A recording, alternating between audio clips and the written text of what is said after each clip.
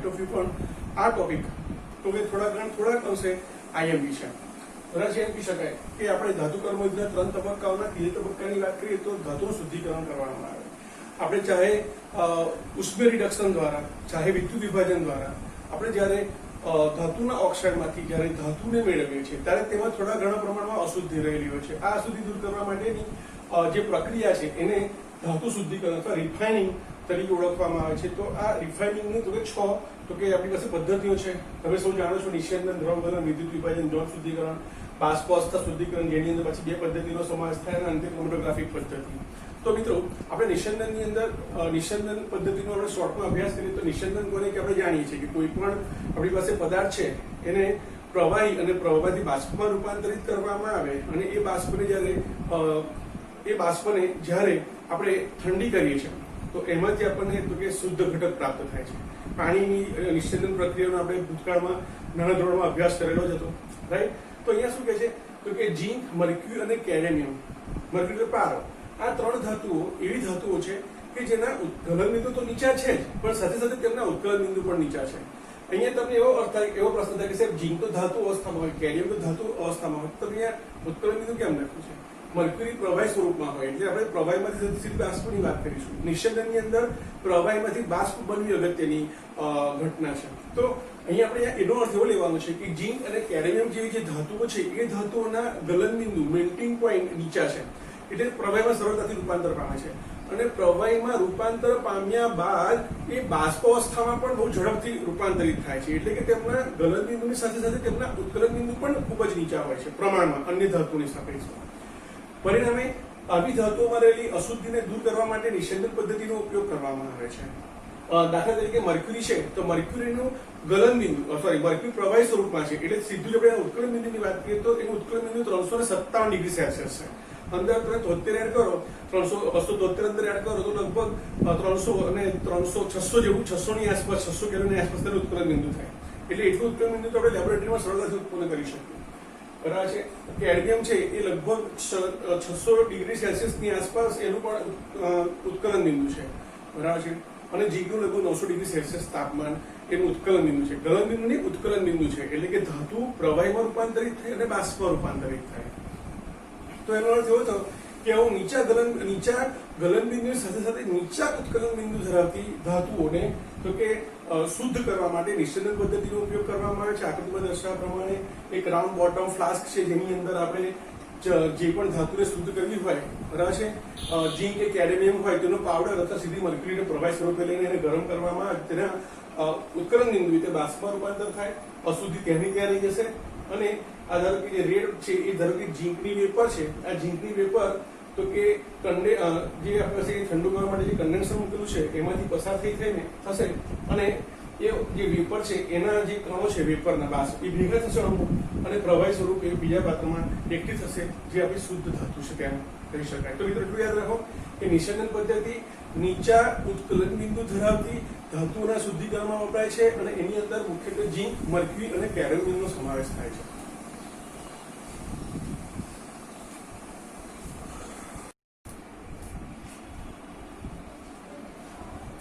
ધાતુ શુદ્ધિકરણની બીજી બે પદ્ધતિ જોઈએ મિત્રો. દ્રવગલન પદ્ધતિ શબ્દ સમજાવે છે કે અહીંયા ધાતુનું ગલન કરવામાં આવે છે, અંગ્રેજી માટે સ્મેલિંગ તરીકે ઓળખીએ છીએ. તો મિત્રો સામાન્ય રીતે આ જે ધાતુ છે તે ટીન, લેડ અને બિસ્મથ, એટલે અહીંયા આપણે સુધારો કરી દઈએ તો અહીંયા ટીન ધાતુ, લેડ ધાતુ અને બિસ્મથ જેવી નીચા ગલન બિંદુ ધરાવતી ધાતુના શુદ્ધિકરણમાં વપરાય છે. તમે કહેશો સાહેબ સમજતા પડી, બરાબર છે. તો અહીંયા આ જે ધાતુઓ છે એનું નીચું ગલન બિંદુ છે એટલે કે સહેલાઈથી એ પ્રવાહીમાં રૂપાંતરિત થાય છે, પરંતુ સાથે સાથે તેમના પ્રવાહીમાંથી બાષ્પમાં રૂપાંતર થવાની પ્રક્રિયા એટલે કે ઉત્કલન બિંદુ છે એ ઊંચા છે. જો એમના ઉત્કલન બિંદુ પણ નીચા હોત, ધાતુઓના પીગલિત અવસ્થામાં જે એમના ઉત્કલન બિંદુ નીચા હોત તો આપણે નિસ્યંદન પદ્ધતિનો ઉપયોગ કર્યો હોય.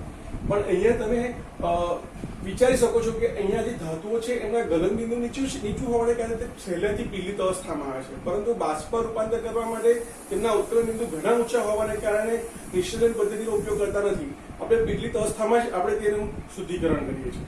તો આ માટે શું કરવામાં આવે? યાદ રાખજો મિત્રો, કયા કયા કઈ કઈ ધાતુઓ છે? તો કે ટીન, લેડ અને બિસ્મથ ધાતુઓ છે. તો સામાન્ય રીતે તો કે આ એનું એક ફર્નેસ છે, જેની અંદર તો કે ઢળતી સપાટી છે, અંગ્રેજીમાં એને સ્લોપિંગ હર્થ તરીકે ઓળખવામાં આવે. આ જે સરફેસ નો જે ફ્લોર છે, બરાબર છે, આ ફર્નેસ નો જે ફ્લોર છે એને સ્લોપિંગ ઢળતી સપાટી છે તેમ કહેવાય. અહીંયાથી તો કે અશુદ્ધ ધાતુનો પાવડર ઉમેરવામાં આવે, નીચેથી ગરમી આપવામાં આવે અને ગલનબિંદુ નીચું હોવાને કારણે જે ધાતુ છે એનું ગલનબિંદુ નીચું હોવાને કારણે પીગળિત અવસ્થામાં આવે અને પીગળિત અવસ્થાની અંદર તે તરલતાનો ગુણ ધરાવે અને એને કારણે વહન પામે. જ્યારે જે બાકીની ધાતુ અશુદ્ધિઓ છે, ધાતુ અથવા અન્ય કોઈ પ્રકારની અશુદ્ધિ છે, એના મેલ્ટિંગ પોઈન્ટ ઊંચા છે, એટલે એ પીગળિત અવસ્થામાં આવતી નથી, એ ઘન સ્વરૂપમાં જ રહેતી હોવાને કારણે ત્યારે ત્યાં જ તો કે ત્યારે ત્યાં જમા થયા ડિપોઝિટ થયા કરે છે અને જે ધાતુ છે એ તો કે પ્રવાહી અવસ્થામાં તો કે બીજે છેડેથી બહાર નીકળે છે અને આપણે એને જુદી એક પાત્રમાં તો કે એને ભેગી કરીને એનું ઠારણ કરીને આપણે શુદ્ધ ધાતુ મેળવી શકીએ છીએ. તો તમારે 3 ધાતુ યાદ રાખવી. જે ડબલ ઇન નીટ માટે તમારે 3 યાદ રાખવાની છે. ગુજરાત બોર્ડમાં ફક્ત ટીન હતું, બરાબર છે, લીડ અને બિસ્મથ પણ યાદ રાખવાની જરૂર પડશે. વિદ્યુત વિભાજન પ્રક્રિયા, ઇલેક્ટ્રોકેમિસ્ટ્રી આખું ભણી ગયા, એકદમ શોર્ટમાં જોઈ લઈએ આપણે. તો સામાન્ય રીતે ધાતુ શુદ્ધિકરણની આ પદ્ધતિની અંદર જે અશુદ્ધ ધાતુનો સળિયો છે એને એનોડ તરીકે લઈએ છીએ આપણે, શુદ્ધ ધાતુનો સળિયો છે એને આપણે કેથોડ તરીકે લઈએ છીએ. અને જે ધાતુનું શુદ્ધિકરણ કરવાનું હોય તે ધાતુના આયનને આપણે તે ધાતુ આયન ધરાવતા તે જ ધાતુના ક્ષારને વિદ્યુત વિભાજ્ય દ્રાવણ તરીકે લેવામાં આવે છે. મિત્રો યાદ કરો, કોપરનું શુદ્ધિકરણ આપણે કોપરની અંદર શું કરતા હતા? ઇલેક્ટ્રોકેમિસ્ટ્રીની અંદર અશુદ્ધ કોપરને એનોડ તરીકે, શુદ્ધ કોપરને કેથોડ તરીકે કોપર સલ્ફેટનું દ્રાવણ. પરિણામે અહીંયા પ્રક્રિયા થાય, વિદ્યુત પ્રવાહ પસાર કરવામાં આવે, યોગ્ય વિદ્યુત પ્રવાહ. તો તે દરમિયાન જે આપણી કોપર હતી, અશુદ્ધ કોપર, બરાબર છે, એમાંથી કોપરના પરમાણુ ઇલેક્ટ્રોન મુક્ત કરીને દ્રાવણમાં જતા હતા અને દ્રાવણમાંથી Cu2+ આયનો ઇલેક્ટ્રોન મેળવીને કેથોડ પર જમા થતા હતા. આખી પ્રક્રિયા દરમિયાન શું થાય?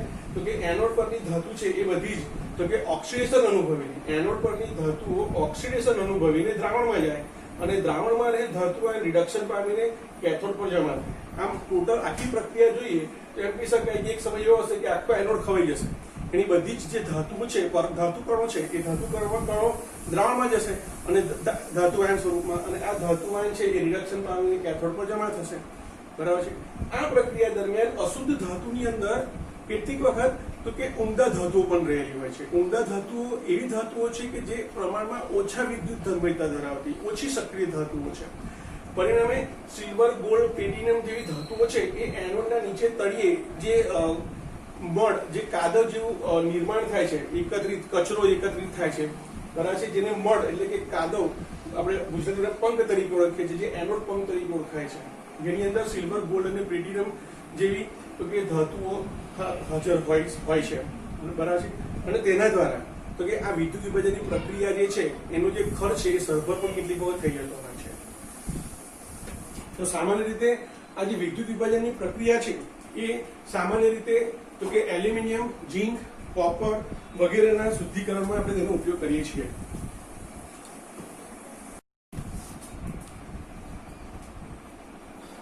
મિત્રો, ધાતુ શુદ્ધિકરણની ચોથી પદ્ધતિ એટલે જળ શુદ્ધિકરણ આપણે તેને ભણી ગયા છે એટલે શોર્ટમાં આપણે સ્ટડી કરીએ. સામાન્ય રીતે અશુદ્ધિઓ ધાતુની ઘન અવસ્થાને બદલે તેમની પીગળિત અવસ્થાની અંદર, પીગળિત અવસ્થામાં વધુ દ્રાવ્ય હોય છે. સીધું સમજવા પ્રયત્ન કરો. આ એક નળાકારની ચેમ્બર છે. તમારી એનસીઈઆરટી ટેક્સ્ટબુકમાં આ પ્રકારની આકૃતિ આપી છે, માટે આપણે હવે આકૃતિ દોરીશું. વાસ્તવમાં આકૃતિ છે ને ઊભી હોવી જોઈએ તો આ પ્રક્રિયા થાય. સારું, તો સમજ્યું. અહીંયા તો કે જે ધાતુ છે અથવા જે અર્ધ ધાતુ, સામાન્ય રીતે જળ શુદ્ધિકરણ છે એ સિલિકોન અને જર્મેનિયમ જેવી અર્ધ ધાતુના શુદ્ધિકરણમાં આ પદ્ધતિનો ઉપયોગ કરવામાં આવે છે. કારણ કે આ જે અર્ધ ધાતુઓ છે તેનો ઉપયોગ સેમિકન્ડક્ટર બનાવવા માટે કરવામાં આવે છે અને તેના માટે અતિ શુદ્ધ હવી જરૂરી હોય છે. તો સામાન્ય રીતે આ પદ્ધતિનો ઉપયોગ સિલિકોન અને જર્મેનિયમ જેવી અર્ધ ધાતુઓના શુદ્ધિકરણમાં થાય છે. આ ઉપરાંત તે ગેલિયમ, ઇન્ડિયમ અને બોરોન જેવી તો કે ધાતુ અને અર્ધ ધાતુઓના શુદ્ધિકરણમાં પણ તેનો ઉપયોગમાં લેવાય છે. પરંતુ એટલું ખાસ યાદ રાખો કે સામાન્ય રીતે અર્ધવાહકો અને અતિશય શુદ્ધ અર્ધ ધાતુઓ મેળવવા માટે આ પદ્ધતિનો ઉપયોગ કરવામાં આવે છે. તો અહીંયા એક ચેમ્બર છે.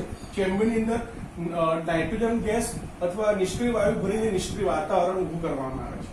અહીંયા તો કે આપણો જે અશુદ્ધ ધાતુનો સળિયો છે, અર્ધ ધાતુ એટલે ધાતુ આપણે બોલીશું ધાતુ, અહીંયા ધારો કે મારી પાસે અશુદ્ધ ધાતુનો સળિયો છે.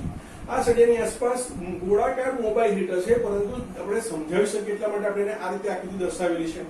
આ જે મોબાઈલ હીટર છે, મોબાઈલનો અર્થ તો ગતિશીલ હીટર છે, જેના દ્વારા સળિયાનો જે તે ભાગ, એના સંપર્કમાં તો ભાગ છે એ ગરમ થાય છે અને તેને કારણે એટલો ભાગ એટલું તો ગરમ થાય છે કે તે અંશતઃ પીગલિત અવસ્થામાં આવે છે, એટલે કે તે થોડું ફૂલે છે, બરાબર છે, અને થોડા અંશની અંદર એ પીગલિત બને છે. એનો અર્થ નથી કે સંપૂર્ણપણે પીગલિત થાય. સંપૂર્ણપણે પીગલિત થાય તો પોતાનો તો કે પ્રવાહી અવસ્થામાં આવી જાય, પણ આપણે એટલું તો પીગલિત કરવાનો નથી, બરાબર છે. તો અહીંયા શું કે છે તો કે મોબાઈલ હીટર છે એ એક જ તરફ સરકાવવાનો છે. સામાન્ય રીતે આ જે ચેમ્બર છે એ ઊભું હશે આ રીતે. અહીંયા જે સળિયો છે એ ઇમેજિન કરજો કે આ સળિયો છે અને એની ગોળ એને ફરતે તો કે પેલું મોબાઈલ હીટર છે. તો ધારો કે મોબાઈલ હીટરમાં આટલો ભાગ છે, તો મોબાઈલ હીટરને ઉપરથી નીચે તરફ સરકાવવામાં આવે છે દરેક ભાગમાં. તો કે ધારો કે આટલો ભાગ છે બરાબર છે, એની અંદર મોબાઈલ હીટર છે, તો આટલો જે ભાગ છે એટલો ગરમ થશે. ગરમ થશે એટલે શું થશે તો કે એની વચ્ચે પરમાણુ વચ્ચેનું અંતર વધશે, અને પરમાણુ વચ્ચેનું અંતર વધશે એટલે કે તે પીગલિત અવસ્થામાં આવી તેમ કહેવાય. એ દરમિયાન તેમાં રહેલી જે અશુદ્ધિ છે એ ઘન અવસ્થામાં રહેવાની જગ્યાએ પીગલિત અવસ્થામાં આવી જશે. માટે સિદ્ધાંત શું કે જરા સમજો, અશુદ્ધિઓ ધાતુની ઘન અવસ્થાની જગ્યાએ તેની પીગલિત અવસ્થામાં તો કે રહેવાનું પસંદ કરે છે. એટલા માટે શબ્દ લખ્યો છે કે પીગલિત અવસ્થામાં અથવા પીગલન અવસ્થામાં તે વધુ દ્રાવ્ય હોય છે. હવે તો કે તમે જેમ જેમ આ મોબાઈલ હીટરને ધીમે ધીમે નીચે તરફ સરકાવતા જશો એટલે જે જે ભાગની અંદર સળિયો હશે, બરાબર છે, મોબાઈલ હીટરના સંપર્કમાં જે ભાગ હશે એટલું ભાગ પીગલિત અવસ્થામાં હશે. એટલે ઉપરની રહેલી જે અશુદ્ધિ છે નીચે ઉતરશે અને ધીમે ધીમે ધીમે આ બધી જ અશુદ્ધિ છે એ મોબાઈલ હીટર જે ભાગને ગરમ કરશે અને તે ધાતુને પીગલિત અવસ્થામાં લાવશે, તેની સાથે સાથે પેલી અશુદ્ધિ પણ નીચે ઉતરતી જશે.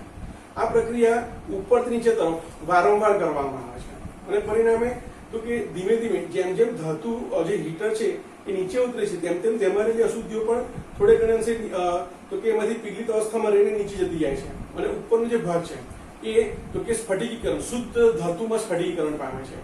આ પ્રક્રિયા વારંવાર કરતા જઈએ છીએ એટલે બધી જ અશુદ્ધિ છે એ પેલા મોબાઈલ હીટર સાથે રહેલ પીગલિત અવસ્થાની અંદર તો કે એ અશુદ્ધિઓ આવતી જાય છે અને એક સમય એવો આવે છે કે ધાતુના સળિયાની મોટાભાગની અશુદ્ધિ છે એ બધી જ તો કે સળિયાના નીચેના છેડા પર કેન્દ્રિત થઈ જાય છે અને બાકીનો ભાગ છે એ સંપૂર્ણપણે તો કે કહી શકાય કે અતિ શુદ્ધ બને છે. અને પછીથી આટલો ભાગ તમે કાપી નાખો તો બાકીનો સડો છે એ આપણને અતિ શુદ્ધ સ્વરૂપમાં જોવા મળે.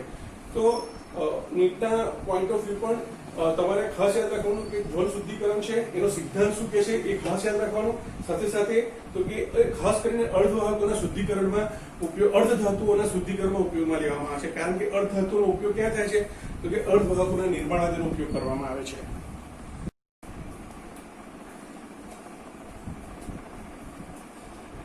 બાષ્પાવસ્થા શુદ્ધિકરણ પદ્ધતિ, ચોથી પદ્ધતિ, પાંચમી પદ્ધતિ. બાષ્પાવસ્થા શુદ્ધિકરણ તો કે શબ્દ સમજાવે છે કે જ્યારે કોઈ અશુદ્ધ ધાતુને શુદ્ધિકરણ કરવા માટે એને સૌપ્રથમ બાષ્પક અવસ્થા, બાષ્પક કલામાં જ્યારે ફેરવવામાં આવતી હોય તો તે પદ્ધતિને બાષ્પાવસ્થા શુદ્ધિકરણ તરીકે ઓળખવામાં આવે. એકદમ શોર્ટમાં જોઈ લઈએ મિત્રો, આપણે ભણી ગયા છે, તમને બધાને આવડે છે, છતાં પણ એક શોર્ટમાં આપણે જોઈએ તો બાષ્પાવસ્થા શુદ્ધિકરણ પદ્ધતિમાં તો કે 2 સ્ટેપની અંદર પ્રક્રિયા કરવામાં આવે છે. પહેલા તો કોઈ યોગ્ય પદાર્થ ઉમેરવામાં આવે છે અને એને કારણે ધાતુ છે ને બાષ્પીય સંયોજનમાં રૂપાંતરિત કરવામાં આવે છે. બાષ્પીય સંયોજન વાયુ સ્વરૂપમાં હોવાને કારણે એ જે તે ચેમ્બરમાં જે અશુદ્ધિ હશે નીચે બેસી જશે, ઘન પદાર્થ સ્વરૂપે જ રહેશે, પણ જે ધાતુ છે એ પેલા યોગ્ય પદાર્થ સાથે પ્રક્રિયા કરી બાષ્પમાં ફેરવાશે, જેને આપણે બીજા પાત્રમાં લઈ જઈશું અને ત્યારબાદ આ બાષ્પીય સંયોજનને જ્યારે ઊંચા તાપમાને જ્યારે એનું વિઘટન કરવામાં આવશે ત્યારે આપણે શુદ્ધ ધાતુ પ્રાપ્ત થશે. એની અંદર આપણે 2 પ્રકારની પદ્ધતિનો અભ્યાસ કરવાનો છે, એક મોન્ડ કાર્બોનિલ અને બીજી વાન આર્કેલ પદ્ધતિ. મિત્રો, મોન્ડ નામના વૈજ્ઞાનિકે આ પદ્ધતિ વિકસાવી એટલે મોન્ડ કાર્બોનિલ પદ્ધતિ તરીકે ઓળખાય છે. તો તમે જુઓ, અત્યંત શોર્ટમાં જોઈએ મિત્રો, અશુદ્ધ નિકલ છે, એમાં કાર્બન મોનોક્સાઇડ વાયુને ઉમેરીને 330 થી 350 કેલ્વિન તાપમાને ગરમ કરવામાં આવે છે. આથી તો કે અશુદ્ધિ ઘન સ્વરૂપમાં ત્યાંની ત્યાં રહેશે, પરંતુ નિકલ ધાતુના પરમાણુ કાર્બન મોનોક્સાઇડ સાથે પ્રક્રિયા કરી નિકલ ટેટ્રા કાર્બોનેટ સંકીર્ણમાં ફેરવાશે.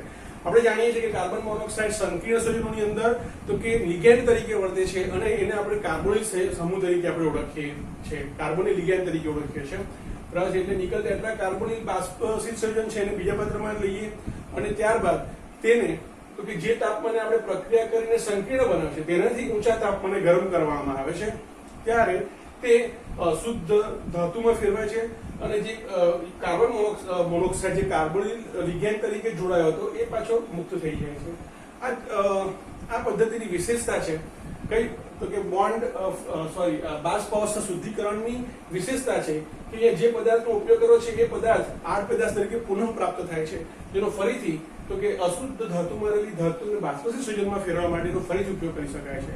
પરિણામે આ જે કાર્બન મોનોક્સાઇડ જે અન્ય પદાર્થ હોય બાષ્પશીલ સંયોજનમાં ફેરવવા માટે એને ફરીથી નવો લેવો પડતો નથી, માટે આ પદ્ધતિ પ્રમાણમાં ઓછી ખર્ચાળ સાબિત થાય છે. એટલું યાદ રાખો મિત્રો કે જે મોન્ડ કાર્બોની પદ્ધતિ છે એ નિકલ ધાતુના શુદ્ધિકરણમાં વપરાય છે, અને જે વાન આર્કિલ પદ્ધતિ છે એ ઝિર્કોનિયમ અને ટિટેનિયમ ધાતુના શુદ્ધિકરણમાં વપરાય છે.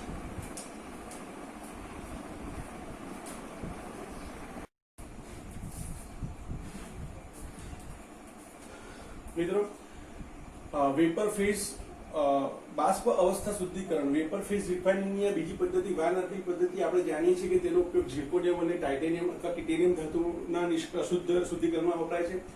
તો સામાન્ય રીતે ઝિર્કોનિયમ અને ટિટેનિયમ જે ટિટેનિયમ અથવા ટાઇટેનિયમ જે ધાતુ છે એમાં રહેલી અશુદ્ધિ કઈ તો કે ઓક્સિજન અને નાઇટ્રોજનને દૂર કરી શકાય છે મિત્રો, બરાબર છે. તો આ માટે શું કરવામાં આવે છે, પહેલાની જેમ એક ચેમ્બર લેવામાં આવે છે, ચેમ્બરની અંદર શૂન્ય અવકાશ સર્જવામાં આવે છે અથવા એની અંદર કોઈ ઉમદા વાયુ ભરવામાં આવે તો પણ ચાલે.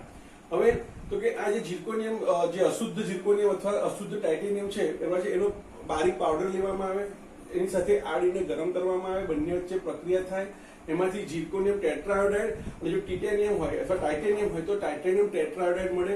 ઝિર્કોનિયમ આયોડાઇડ અને ટાઇટેનિયમ જે આયોડાઇડ છે એ સહસુયોગ બંધથી જોડાયેલા હોય છે. પરિણામે સહસુયોગ બંધથી જોડાયેલા હોવાને કારણે અણુ વચ્ચે તો કે આકર્ષણ બળ નહિવત હોય છે. પરિણામે સહસુયોગ બંધને કારણે તે તો કે બાષ્પશીલ સંયોજનમાં ફેરવાય છે. એટલે કે આ બાષ્પશીલ સંયોજન છે જેને અલગ પાત્રમાં લઈ જાય ને 1800 કેલ્વિન તાપમાન તેનું વિઘટન કરવામાં આવે છે. આટલું જ તાપમાન મેળવવા માટે ટંગસ્ટન ધાતુનો ઉપયોગ કરવામાં આવે છે. ટંગસ્ટન ધાતુ જેને આપણે ફિલામેન્ટ તરીકે ઓળખીએ, જે બલ્બમાં જોવા મળે છે, તેની ઉપર ઇલેક્ટ્રિક કરંટ અથવા હાઈ વોલ્ટેજ પસાર કરીને 1800 કેલ્વિન જેટલું તાપમાન ઊભું કરવામાં આવે છે, મેળવવામાં આવે છે, અને ત્યારે ઝિર્કોનિયમ ટેટ્રાઆયોડાઇડનું વિઘટન થાય છે અને એમાંથી તો કે ઝિર્કોનિયમ ધાતુ છૂટી પડે છે અને તે ટંગસ્ટન ધાતુ પર જમા થાય છે. અને આ રીતે ઝિર્કોનિયમ અને ટાઇટેનિયમ ધાતુ છે એને આપણે શુદ્ધ કરી શકીએ છીએ. સાથે સાથે આપણને આયોડિન પાછો બાષ્પ સ્વરૂપે મળે છે, જેનો પુનઃ આપણે બીજી અશુદ્ધ ઝિર્કોનિયમમાંથી ઝિર્કોનિયમ ટેટ્રાઆયોડાઇડ બનાવવા માટે તેનો ઉપયોગ કરી શકીએ છીએ. છેલ્લી પદ્ધતિ ક્રોમેટોગ્રાફિક પદ્ધતિ. મિત્રો ક્રોમેટોગ્રાફિકનો અર્થ થાય ક્રોમ એટલે રંગ અને ગ્રાફિક એટલે લખાણ, બરાબર છે. તો સામાન્ય રીતે ક્રોમેટોગ્રાફીનો અર્થ એ રીતે થશે, પરંતુ અહીંયા આપણે ક્રોમેટોગ્રાફીનો ઉપયોગ તો કે જુદા જુદા ધાતુ આયનને તો કે અલગીકરણ કરવા માટે આપણે તેનો ઉપયોગ કરીએ છીએ. અને મિત્રો આ જે પદ્ધતિ છે એ અધિશોષણના સિદ્ધાંત પર કાર્ય કરે છે. તમે ચેપ્ટર નંબર 5 સરફેસ કેમિસ્ટ્રી પૃષ્ઠરસાયણશાસ્ત્રમાં અધિશોષણનો ડિટેલમાં અભ્યાસ કરેલો છે. કોઈ પણ તો કે કોઈ પણ ઘન પદાર્થની સપાટી ઉપર જ્યારે કોઈ પદાર્થ વાયુ પ્રવાહી કે ઘન પદાર્થ જ્યારે એની ઉપર જમા થાય છે તેને અધિશોષણની ઘટના કહેવાય. અધિશોષણની ઘટના જેની પર થાય છે તેને અધિશોષક કહેવાય, અને જે જમા થાય છે તેને જે અધિશોષણ પછી તેને અધિશોષિત કહેવાય. તો સામાન્ય રીતે અહીંયા સિદ્ધાંત શું છે તો કે કોઈ એક જ અધિશોષક પદાર્થ પર જુદા જુદા ધાતુ આયનની તો કે અધિશોષણ પામવાની ક્ષમતા જુદી જુદી હોય છે. આ સિદ્ધાંત પર ક્રોમેટોગ્રાફિક પદ્ધતિઓ કાર્ય કરે છે. મિત્રો ક્રોમેટોગ્રાફિક પદ્ધતિઓના તો કે 7 પ્રકાર છે, બરાબર છે. સ્તંભ chromatography, paper chromatography, gas chromatography, પછી હાઈ પરફોર્મન્સ લિક્વિડ HPLC વગેરે પ્રકારના તો કે ક્રોમેટોગ્રાફિક પદ્ધતિઓ છે. એમાં આપણે ફક્ત સ્તંભ અને પેપર ક્રોમેટોગ્રાફીની વાત કરીએ તો મિત્રો આ ક્રોમેટોગ્રાફીની અંદર પણ તો કે મુખ્ય 2 ઘટકો હોવા જોઈએ. એક સ્ટેશનરી ફેઝ અને બીજું મોબાઈલ ફેઝ. સ્ટેશનરી ફેઝનો અર્થ સ્થિર અવસ્થામાં રહે તે, અને મોબાઈલ ફેઝનો અર્થ કે એવા ઘટકો કે જે ગતિશીલ હોય. તો સામાન્ય રીતે સ્ટેશનરી ફેઝ તરીકે અધિશોષક પદાર્થનો ઉપયોગ કરવામાં આવે છે, જેની પર અધિશોષણની ઘટના થતી હોય તે ત્યાં જ રહેતા હોય. સિલિકા જેલ છે, એલ્યુમિનિયમ છે વગેરે ત્યાં ઉપયોગ કરવામાં આવતો હોય છે.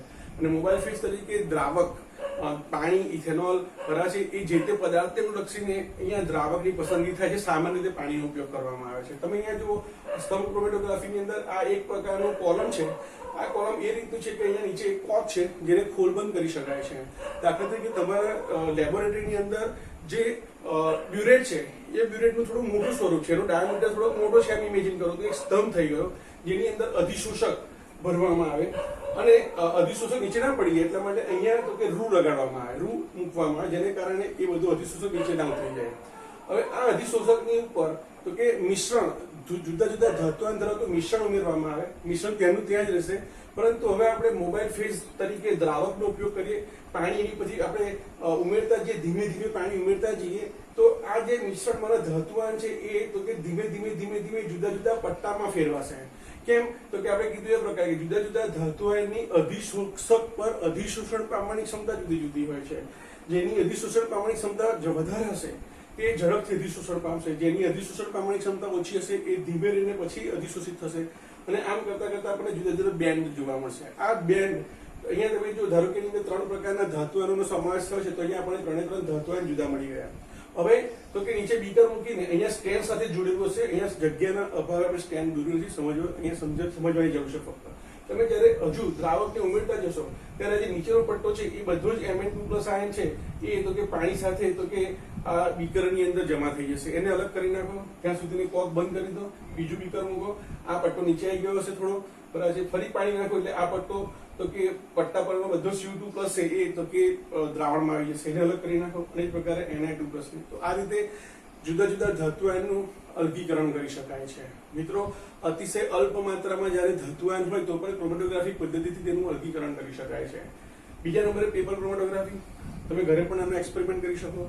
ફિલ્ટર પેપર લો, એને સરસ મજાના કાપી નાખો, અથવા તમારા ઘરે પણ સાદું પેજ હોય તો એનો ઉપયોગ કરો તો ચાલે. એમાં પ્રક્રિયા ધીમેથી થાય, પણ પ્રક્રિયા થાય તો કરી.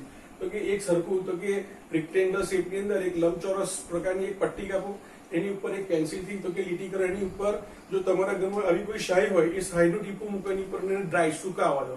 અથવા અહીંયા આપણે ઇમેજિન કરીએ કે આ જે મિશ્રણ છે એનું જ ટીપું ત્યાં મૂક્યું છે, એને સુકાવા દીધું છે, અને પછીથી તો કે એક પેન્સિલ અથવા અન્ય કોઈ સ્ટિક સાથે એ જે પેપર છે એને જોડી દઈને આ રીતે પાણીનો ઉપરની સપાટી છે એ પેલા પેપરને અડેલી રહે એ પ્રકારે ગોઠવો. અને 4-5 કલાક પછી અથવા 2-4 કલાક પછી તમે જોશો તો એની અંદર આ પ્રકારે જુદા જુદા તો કે રંગના બેન્ડ જોવા મળશે. જેનો અધિશોષણનો દર વધારે છે એ ઝડપથી અધિશોષિત થશે. એટલે આ પિંક કલર અથવા જે રેડ કલર દેખાય છે એ પહેલા અધિશોષિત થઈ જશે. એનો પટ્ટો હશે, એની ઉપર તો કે Cu2+ અને એની ઉપર Ni2+ નો પટ્ટો જોવા મળે. તો મિત્રો, આ થઈ ક્રોમેટોગ્રાફી પદ્ધતિની વાત. એક્ઝામની અંદર JEE અને નીટની અંદર આમાંથી કોઈ પણ પ્રશ્ન પૂછાય તો તમે સહેલાઈથી તૈયાર કરીને તમે એનો આન્સર આપી શકશો.